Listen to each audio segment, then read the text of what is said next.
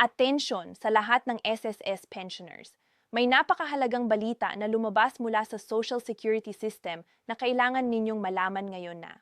Kung ikaw ay umaasa sa iyong monthly pension deposit, pakinggan mo to ng mabuti dahil pwedeng direktang makaapekto ito sa paraan ng pagtanggap mo ng iyong buwanang sweldo. Kamakailan lang, kinumpirma ng SSS ang isang malaking pagbabago sa kanilang banking rules. At alam mo ba kung ano ang ibig sabihin nito?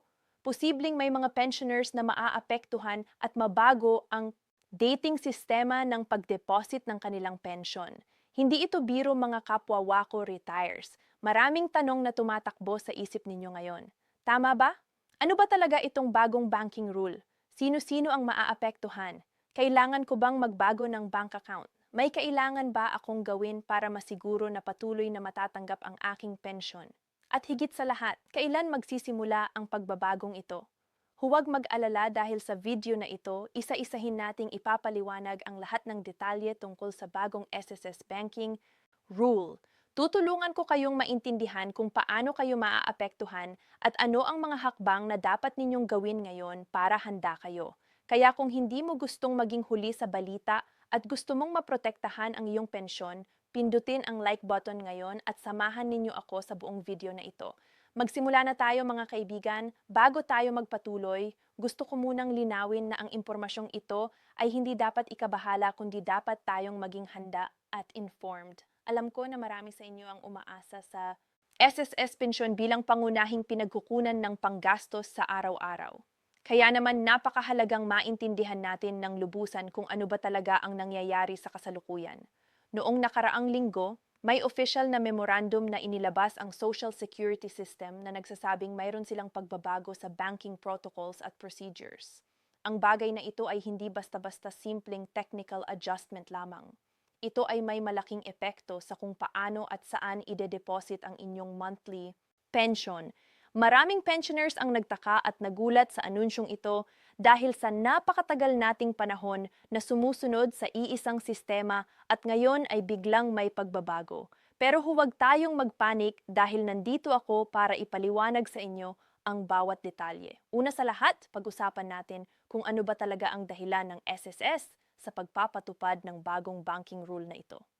Ayon sa kanilang official statement, ang pagbabagong ito ay bahagi ng kanilang modernization program. Gusto nilang masiguro na mas mabilis, mas secure at mas efficient ang paghatid ng pension benefits sa lahat ng qualified pensioners sa buong bansa.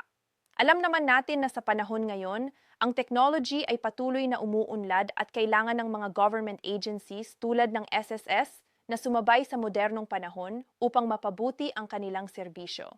Ang isa sa mga pangunahing dahilan ng pagbabago ay ang pag-streamline ng banking partnerships nila. Sa nakaraang mga taon, ang SSS ay may partnerships sa iba't ibang bangko sa buong Pilipinas. Ngunit sa bagong sistema, meron silang tinukoy na specific accredited banks na magiging primary channels para sa pension disbursement. Ibig sabihin, kung ang inyong kasalukuyang bank account ay hindi sa cloud ng bagong accreditation system, malamang na kailangan ninyong magbukas ng bagong account sa isa sa mga accredited banks na itinalaga ng SSS. Ngayon, alam kong nagsisimula na kayong mag-isip ng mga tanong. Ano ba ang mga bangkong ito? Paano kung malayo sa akin ang branch nila? Kailangan ko bang pumunta physically sa bangko para mag-apply? Paano kung matanda na ako at mahirap ng maglakad-lakad?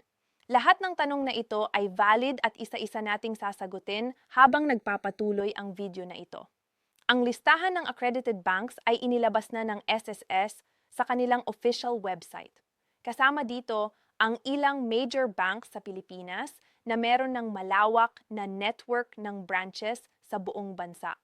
Meron ding mga bangkong may partnership sa rural banks at cooperative banks para sa mga nasa malayong lugar. Ang magandang balita ay hindi limitado sa traditional banks lang. Ang options ninyo, mayon ding mga digital banks at e-wallet services na kasama sa accreditation na perpekto para sa mga pensioners na mas komportable sa online transactions. Pero sandali lang, huwag kayong mag-alala kung hindi kayo tech-savvy o kung hindi kayo sanay sa online banking. Ang SS ay nag-ensure na may options pa rin para sa traditional banking methods. Meron pa ring over-the-counter options sa mga accredited banks kung mas komportable kayo na direktang pumunta sa bangko para i-withdraw ang inyong pensyon. Ang importante lang ay ang inyong registered account ay nakalink sa isa sa mga accredited banks para tuloy-tuloy ang flow ng inyong monthly pension.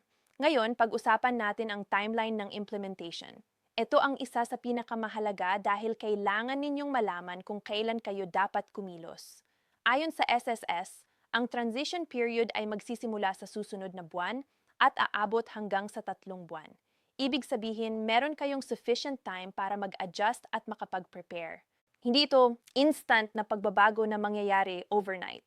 Ang SSS ay nag-implement ng phased approach para masiguro na walang pensioner na maiiwanan or hindi makakakuha ng kanilang benefits. Sa unang phase ng implementation, ang mga pensioners na ang accounts ay nasa non-accredited banks ay makakatanggap ng notification letter mula sa SSS. Ang letter na ito ay maglalaman ng lahat ng detalye tungkol sa kung ano ang kailangan ninyong gawin. Kasama dito ang listahan ng accredited banks, ang step-by-step process ng paglipat ng account at yung contact information kung saan kayo pwedeng tumawag para sa assistance. Kaya naman napakahalagang regular ninyong check-in ang inyong mailbox o ang mailing address na nakaregister sa SSS para masiguro na makukuha ninyo ang notification na ito. Para sa mga pensioners na wala pang bank account or ang pension ay direktang kinukuha sa SSS branch mismo. Ito ay golden opportunity para sa inyo na mag-open ng bank account. Ang magandang balita ay ang karamihan sa mga accredited banks ay nag-offer ng special packages para sa SSS pensioners. May mga bangkong walang maintaining balance requirement, walang opening fee, at may free ATM card pa. Ang ilan ay nag-offer pa ng additional benefits tulad ng discounts sa partner establishments or higher interest rates sa savings. Ngayon, alamin natin ang practical steps na kailangan ninyong gawin.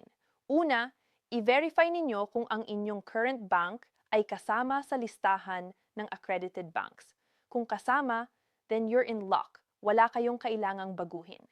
Ang pension ninyo ay patuloy na ide-deposit sa kasalukuyang account ninyo. Pero dapat pa rin kayong mag-verify sa SS na updated ang inyong bank information sa kanilang records. Minsan kasi may discrepancy sa database na pwedeng mag-cause ng delays sa pension release. Kung ang inyong bank ay hindi kasama sa listahan, ito ang kailangan ninyong gawin. Pumili ng accredited bank na convenient para sa inyo. Consider kung saan located ang nearest branch. Ano ang kanilang banking hours? May ATM ba sila na malapit sa inyong bahay at ano ang kanilang fees and charges? After pumili, pumunta sa branch at mag-open ng savings account. Magdala ng valid IDs ninyo, ang SSS ID ninyo, at kung may iba pang supporting documents na hihingi ng bangko. Pagkatapos mabuksan ang bagong account, ang next step ay i-update ang inyong bank information sa SS.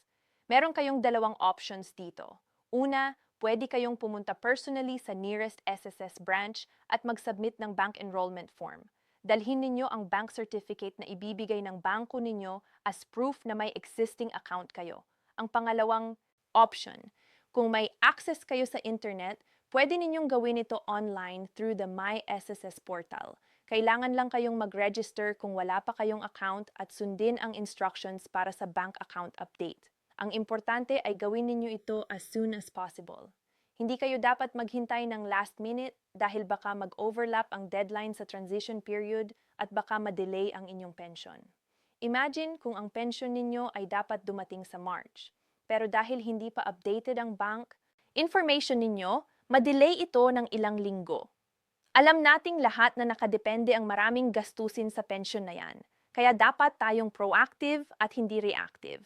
Mayroon ding special provisions ang SSS para sa mga elderly pensioners na may limited mobility o sa mga may sakit na hindi na makalabas ng bahay. Kung kayo ay nasa ganitong sitwasyon, pwede kayong mag-authorize ng representative na gagawa ng proseso para sa inyo.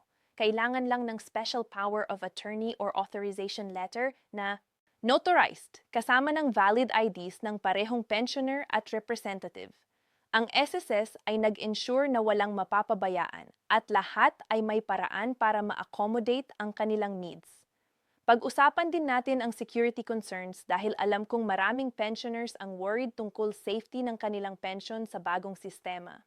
Ang SS at ang accredited banks ay nag-implement ng multi-layered security measures para protektahan ang inyong accounts. May encryption ang lahat ng transactions. May two-factor authentication para sa online banking at may fraud detection systems na nakamonitor 247. Pero syempre, kailangan din ng personal responsibility. Huwag kayong magbibigay ng PIN o password sa kahit sino. Mag-ingat sa phishing scams at regular na i-check ang inyong bank statements para makita kung may suspicious transactions. Ang isa pang concern na naririnig ko mula sa maraming pensioners ay kung paano makakaapekto ito sa kanilang claims at benefits. Ang sagot ay walang pagbabago sa amount ng pension ninyo o sa frequency ng release. Ang nagbago lang ay ang mechanism ng delivery. Kung dati kayong tumatanggap ng pension every month, same pa rin yan. Kung ang amount ninyo ay 10,000, same pa rin iyan. Ang banking rule change ay hindi related sa computation o eligibility ng benefits. Ito ay purely administrative at operational change para sa disbursement process. Para sa mga may pending loan application sa SS, may ongoing salary loan, huwag kayong mag-alala dahil hindi rin ito makakaapekto sa loan ninyo. Ang deductions from pension para sa loan repayment ay tuloy-tuloy pa rin. Ang net amount na ide-deposit sa inyong bank account ay ang same amount na natatanggap ninyo before the banking rule change. Walang hidden charges, walang additional fees, walang pagbabago sa net pension ninyo. Meron ding tanong tungkol sa mga pensioners na nasa abroad or overseas Filipino workers na retired na at nasa ibang bansa. Para sa kanila, meron ding special arrangements ang SS. May partnership ang SSS sa international remittance companies at overseas banks para masiguro na makukuha pa rin ng mga pensioners ang kanilang benefits kahit nasaan man sila sa mundo. Ang process ay medyo kakaiba lang compared sa domestic pensioners. Pero ang principles ay pareho. Kailangan lang i-update ang banking information at i-coordinate sa SSS Foreign Representative Office kung saan kayo naka-assign. Ang customer service hotline ng SSS ay available para sa lahat ng tanong at concerns ninyo. Meron silang dedicated team na trained specifically para sa banking rule change concerns. Pwede kayong tumawag, mag-email, o mag-visit sa kanilang offices para sa one-on-one assistance. Inire-recommend ako na mag-schedule kayo ng appointment para hindi kayo maghintay ng matagal dahil expected na maraming pensioners ang magpupunta sa SSS offices sa mga darating na linggo. Importante rin na bantayan ninyo ang official communication channels ng SSS. May mga instances kasi na may mga scammers na sumasakay sa opportunity na ito. Meron ng reports ng mga fake letters na kunwari galing sa SS na humihingi ng personal information or banking details. Always verify kung legit ang communication. Ang SSS ay never hihilingi ng sensitive information through text, email, or phone call. Lahat ng official transactions ay dapat done proper channels. Sa pagtatapos, gusto kong i-emphasize na ang pagbabagong ito ay para sa ating ikabubuti. Yes, may initial inconvenience dahil sa adjustments na kailangan nating gawin pero ang long-term benefits ay worth it. Mas mabilis ang pension release, mas secure ang transactions at mas accessible ang banking services. Ng modernization ay hindi dapat ikatakot kundi yakapin bilang opportunity para sa better service. Kaya mga kaibigan, ang call to action ko sa inyo ay simple. Kumilos na ngayon. Huwag na maghintay ng last minute. I-check kung kasama ang inyong bank sa accredited list. Kung hindi, mag-start na ng process ng paglipat. Kung may tanong kayo, tumawag sa SSS o pumunta sa branch. Mas maaga kayong mag-prepare. Mas peaceful ang transition ninyo. Huwag ninyong hayaan na ang proseso na ito ay maging dahilan ng stress o anxiety. With proper preparation at understanding, ito ay magiging smooth process para sa lahat. Salamat sa pakikinig at sana nakatulong ang video na ito para mas maintindihan ninyo ang SSS Banking Rule Changes. Kung may natanong pa kayong hindi nasagot dito sa video, ilagay sa comment section at tutulungan ko kayong makahanap ng sagot. At huwag kalimutang i-share ang video na ito sa inyong kapwa pensioners para sila rin ay makapag-prepare. Hanggang sa muli. Ingat kayong lahat. M.